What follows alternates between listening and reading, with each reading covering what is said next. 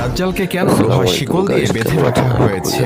সহিহ হাদিস থেকে পাওয়া যায়, আজ থেকে 1450 বছর পূর্বে তামিম আদ-দারি নামক একজন খ্রিস্টান ব্যক্তি তার সঙ্গীদেরকে নিয়ে জাহাজে সমুদ্রে যাত্রা করেন। হঠাৎ সমুদ্রের মধ্যে ভয়ঙ্কর ঝড়ের কবলে পড়ে তারা পথ হারিয়ে ফেলে এবং তারা অজানা রহস্যময় একটি দ্বীপে পৌঁছে যায়। তামিম আদ-দারি ও তার সঙ্গীরা দ্বীপে নামার পর দেখতে পান একটি পশুর মতো অদ্ভুত চেহারার এক প্রাণী, যার গোটা শরীরে কালো পশম দিয়ে ভরপুর। প্রাণীটি বলে, আমি হলাম এখান করা গোয়েন্দা। প্রাণীটি তামিম আদ-দারি ও তার সঙ্গীদেরকে বলল, তোমরা ওদিকে ওই গুহার মতো স্থানটিতে যাও, সেখানে একজন ব্যক্তি তোমাদের জন্য অপেক্ষা করছে। তামিম আদ-দারি ও তার সঙ্গীরা সেখানে গিয়ে দেখলেন একটি বিশাল দেহের ব্যক্তি, যার হাত পা লোহার শিকল দিয়ে বেঁধে রাখা হয়েছে। তামিম আদ-দারি ও তার সঙ্গীরা সে ব্যক্তিকে দেখে ভয় পেয়ে গেলেন। তখন সে বিশাল দেহের ব্যক্তিটি তাদের কাছে কিছু প্রশ্নের উত্তর জানতে চাইলেন। সে ব্যক্তিটি বলল,